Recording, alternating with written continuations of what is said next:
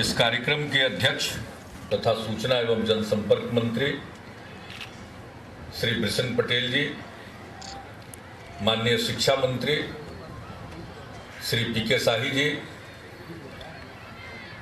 माननीय श्रम संसाधन मंत्री श्री जनार्दन सिंह सिग्रीवाल जी, माननीय पर्यटन मंत्री श्री सुनील कुमार पिंटू जी, महाराजगंज के माननीय विधायक श्री दामोदर सिंह जी, दरौंदा की माननीय विधायक श्रीमती कविता कुमारी जी,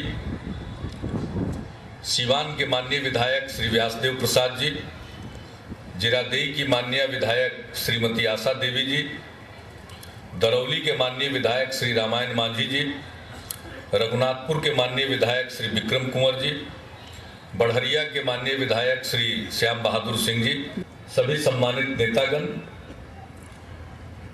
सेवा यात्रा में मेरे साथ सिवान जिले में आए हुए बिहार सरकार के मुख्य सचिव श्री नवीन कुमार जी, बिहार के पुलिस महानिदेशक श्री अभयानंद जी, अन्य सभी अधिकारीगण, पुलिस पदाधिकारीगण, प्रिंट एवं इलेक्ट्रॉनिक मीडिया के सभी पत्रकार मित्रों और इस सभा में उपस्थित बहनों और भाइयों, सेवा यात्रा के क्रम में आपके सामने उपस्थित होने का सौभाग्य प्राप्त हुआ है और आज इस अवसर पर 356 योजनाओं का उद्घाटन, जिसकी लागत 283 करोड़ रुपए की है लगभग, और 398 योजनाओं का शिलान्यास, जिसकी लागत लगभग 126 करोड़ रुपए की है, करने का अवसर प्राप्त हुआ है। मैं इसके लिए जिला प्रशासन को धन्यवाद देता हूं और ये सभी योजनाएं आपको समर्पित करता हूं। हमारे सेवा यात्रा का मकसद है हम उन जगहों पर जाना चाहते हैं जहां कोई खास समस्या है। आम तौर पर जो समस्या है कुछ तो सब जगह है, लेकिन अगर किसी इलाके की कोई खास समस्या हो तो हम उसको देखना और समझना चाहते हैं। और दूसरी बात है कि हम उन जगहों पर जाना चाहते हैं जहां लोग या कोई व्यक्ति अपने स्तर से कोई न कोई खास काम कर रहा, हम उन जगहों पर भी जाते हैं। और इसके अलावे हम राज्य सरकार की योजनाओं की समीक्षा करते हैं, काम कैसे हो रहा है यह भी देखते हैं। पहले से कोई बहुत ज्यादा तय नहीं करते हुए हम किसी स्थान पर भी पहुंचते हैं, सरकारी कार्यालय को भी देखते हैं। सिवान में जब हम आए तो रजिस्ट्री कार्यालय गए, रजिस्ट्री का काम कैसे होता है, जनता को कोई परेशानी तो नहीं है। हमने रजिस्ट्री के काम को भी लोक सेवा कानून के अंतर्गत शामिल किया है। अब एक दिन में ही रजिस्ट्री हो जाता है, तो हम उसको देखने गए। इस तरह से कई काम देखते, अलग अलग जगहों पर कोई काम देखना। अब सिवान जिले में बहुत चौर है, कुछ ऐसी जमीन है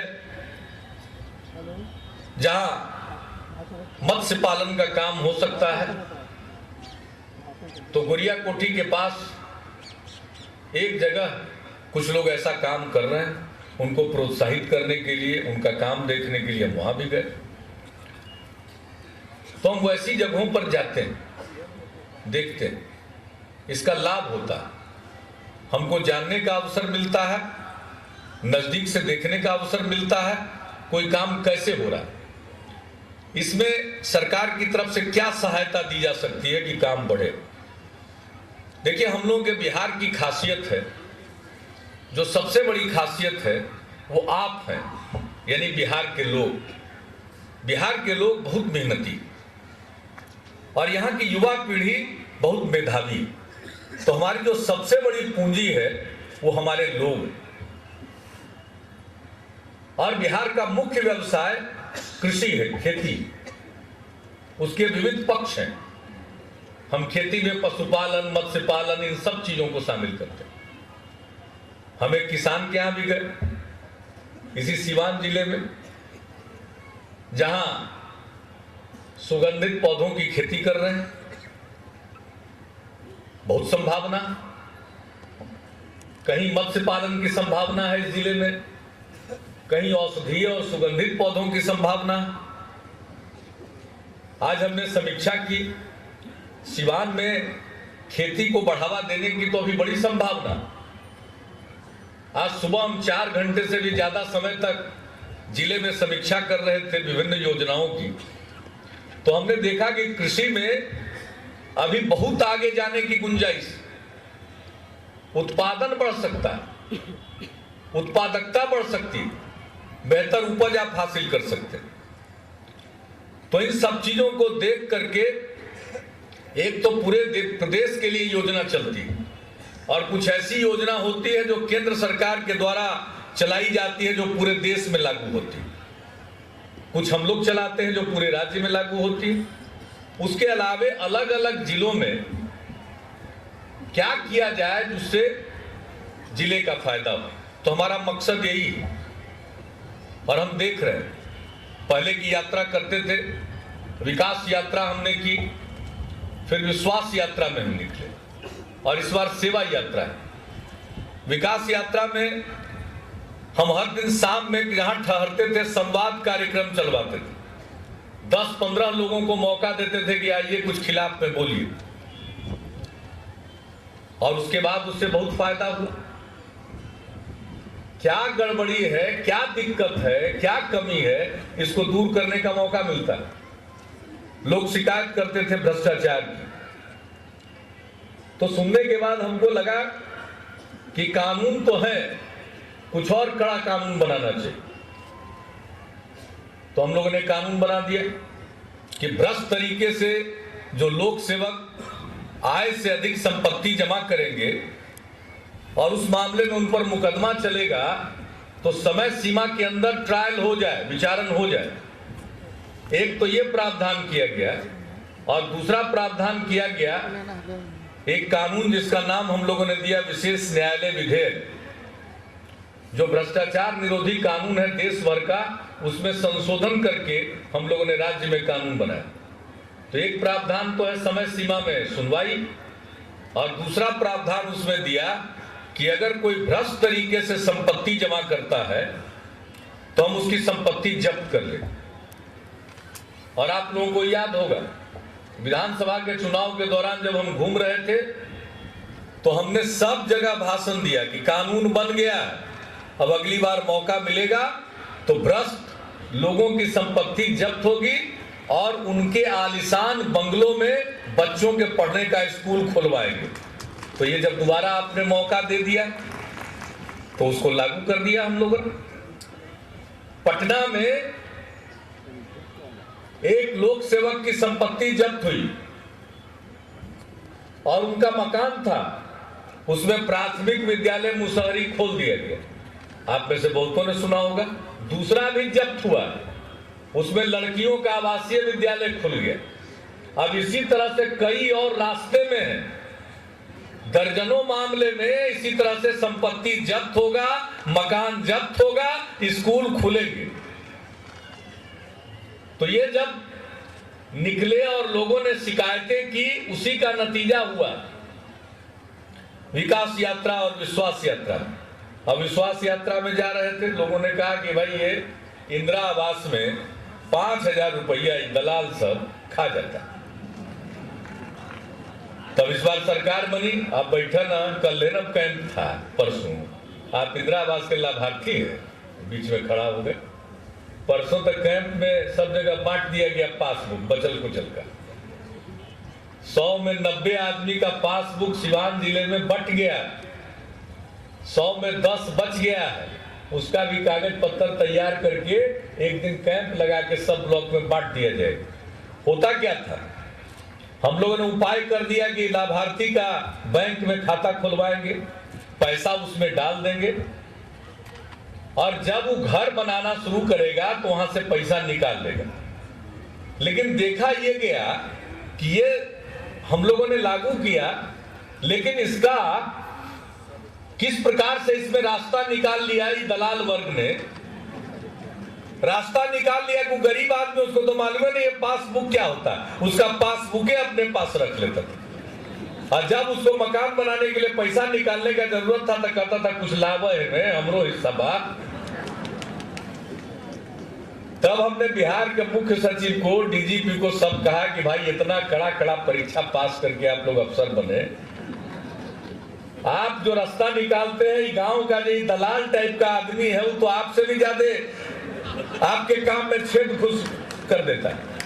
हमने कहा कि हम कोई और उपाय ढूंढिए। तो सोचते सोचते सोचते इस बार उपाय ढूंढा गया कि भाई पासबुक अपने पास रख लेता। तो एक साथ कैंप लगा के पूरा बिहार में, पहला कैंप कब लगा? 27 अगस्त 2011 को हम भी गए थे, एक प्रखंड के कार्यक्रम में भाग लिए और दानापुर में, पटना जिला के दानापुर में। और दूसरा कैंप लगा 11 जनवरी को, परसों, और हम भी भाग लिए उसमें, सिवान जिले में था, विक्रम कुंवर जी के क्षेत्र में।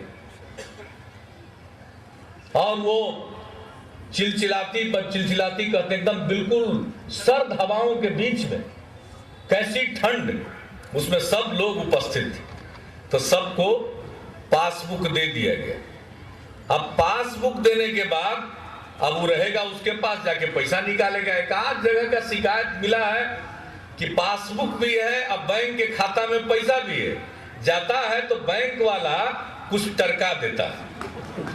तब डीजीपी साहब को हमने कह दिया है कि देखिए बैंक में पैसा है, खाता में पैसा है, उसको पासबुक है, वो पैसा निकालने जाएगा, अब बैंक वाला उसको पैसा नहीं देगा तो ये कानून का उल्लंघन है कि नहीं? तभी कानून का उल्लंघन है तो ऐसे बैंक वालों के खिलाफ मुकदमा करके उनको पकड़ के बंद कर दीजिए और जल्दी ऐसे लोगों का ट्रायल करा के उनको सजा करेंगे। तो एक एक कदम पर हम इसलिए घूमते रहते हैं कि कहां नुक्स है, उसका उपाय निकालते हैं। और आपका सहयोग चाहिए, सबका सहयोग चाहिए। सबका सहयोग मिलेगा तो सिवान में हमको बताने की जरूरत नहीं है किस तरह से आतंक का दौर था। आतंक का दौर खत्म हो गया, खुली हवा में लोग सांस ले रहे हैं। किस तरह से सब लोग आज आनंद में जी रहे हैं, किसी तरह का खौफ नहीं, भय नहीं।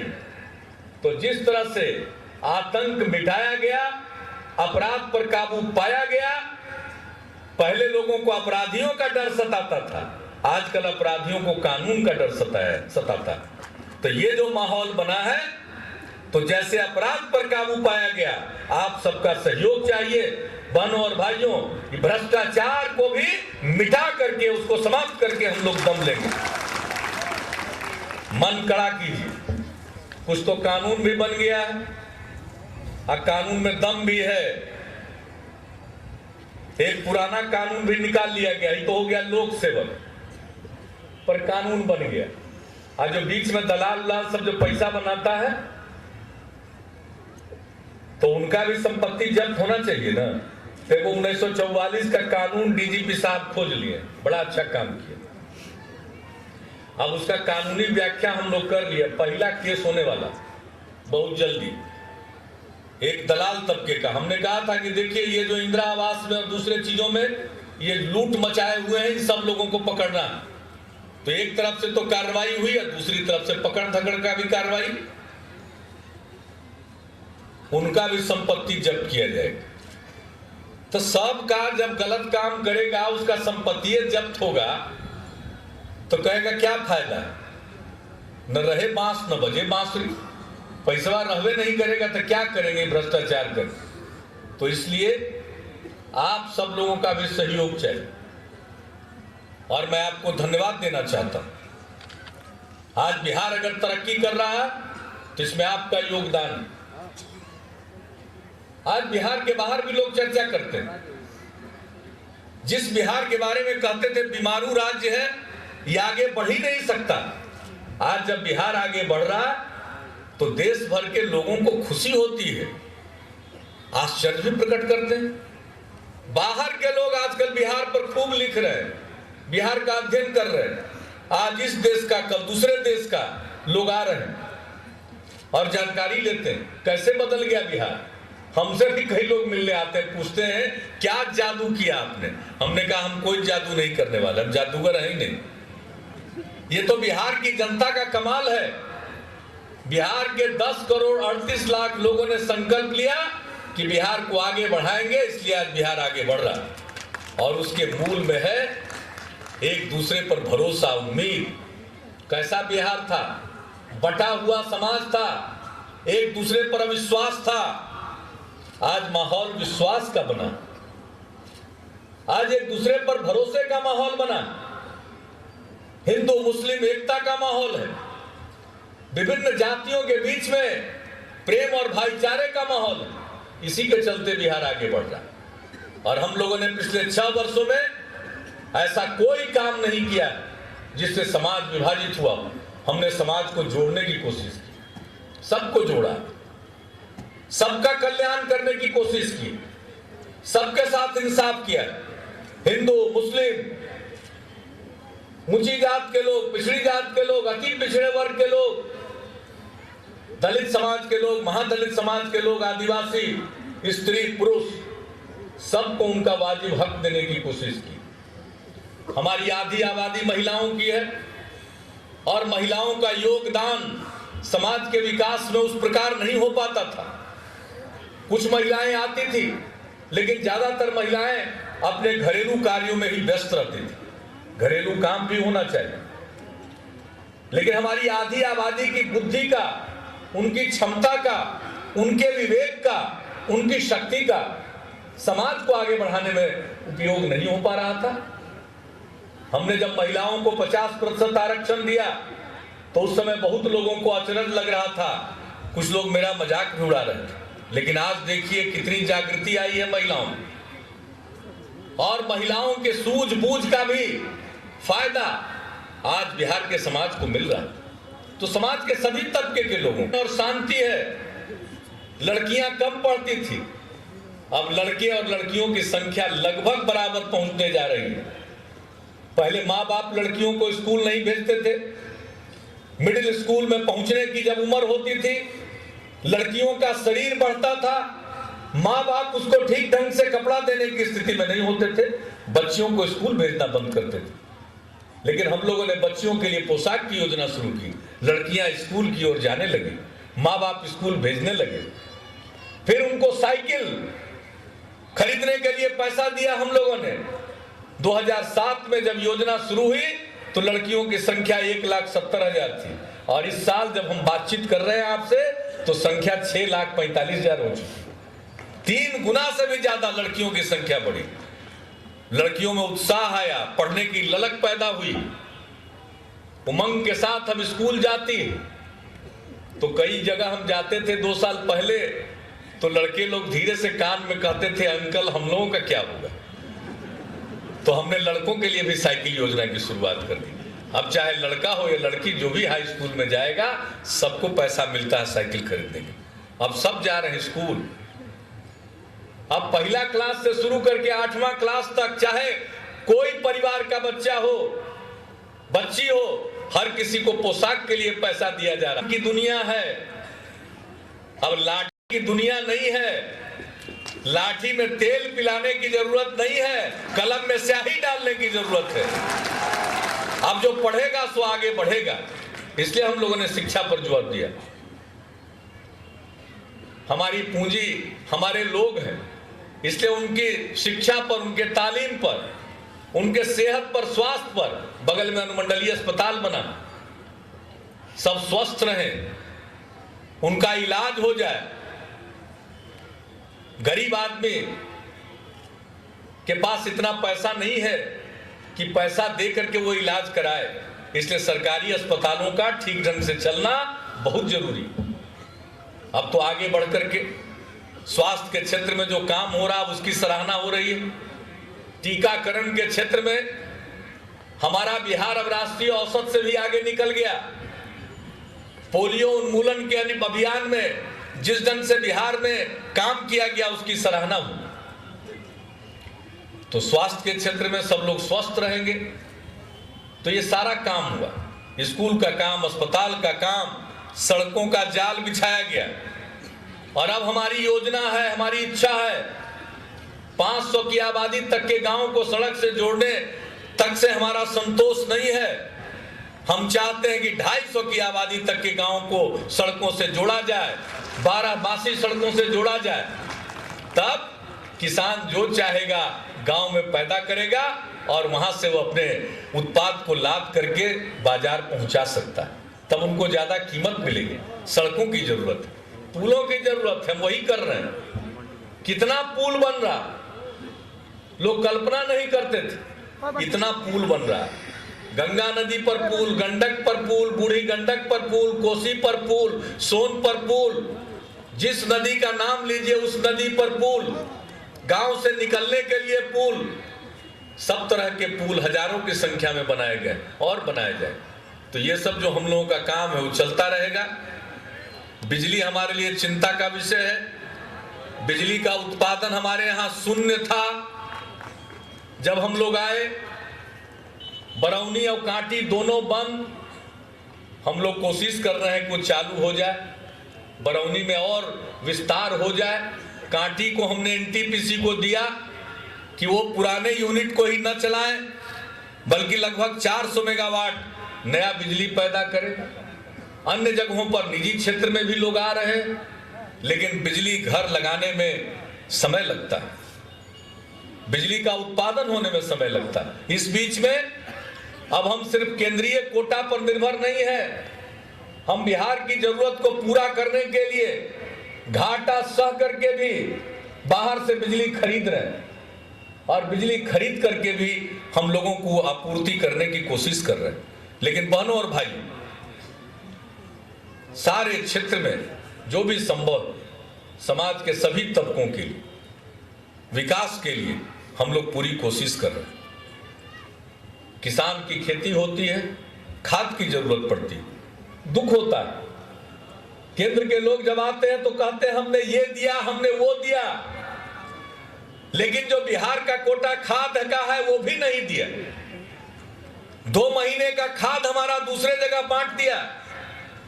अपने राज्य में खाद की किल्लत हो गई। हमने आदरणीय प्रधानमंत्री जी को लिखा कि भाई हम लोगों के साथ न्याय कीजिए, ये क्या हो रहा। बिहार में सब कुछ खेती पर निर्भर है। तो इस तरह से हमारी उपेक्षा होती। हम तो केंद्र से कुछ बहुत मांगते नहीं है, हमको मालूम है कि मांगने से फायदा भी नहीं, कुछ मिलने वाला नहीं। लेकिन एक में उनको भी कोई पैसा लगने वाला नहीं है, हम वैसी चीज मांगते।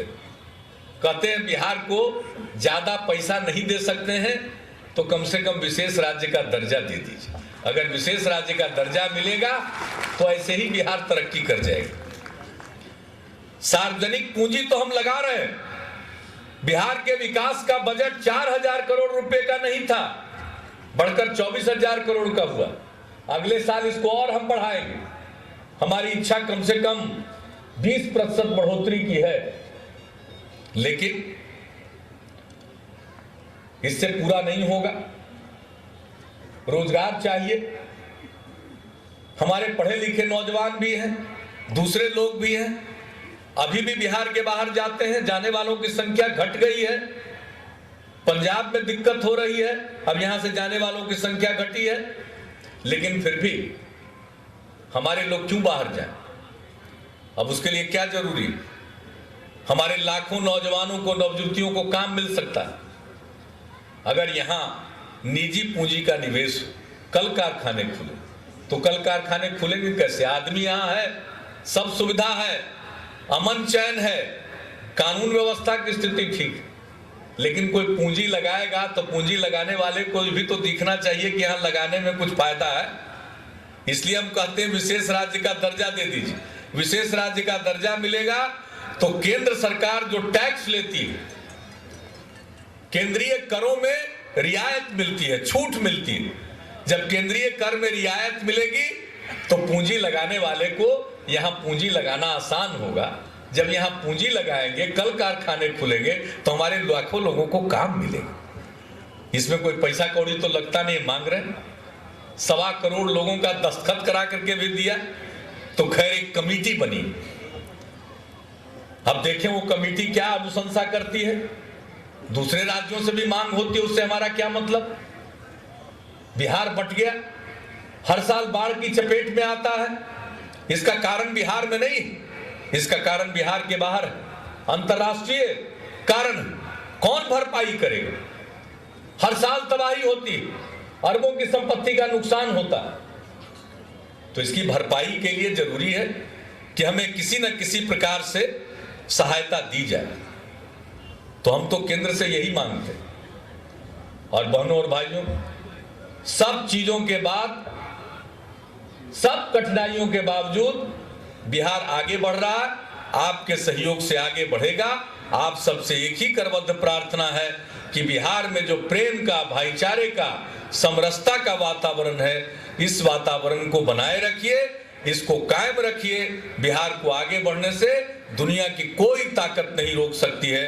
हम आगे बढ़ेंगे, बहुत आगे बढ़ेंगे, और इस प्रकार का सुंदर बिहार बनेगा कि कभी भी बिहारी कहलाना अपमान का विषय नहीं होगा। बिहारी कहलाना सदैव शान का विषय होगा। तो इन्हीं शब्दों के साथ आप सब लोगों को धन्यवाद देते हुए मैं अपनी बात को समाप्त करता हूं।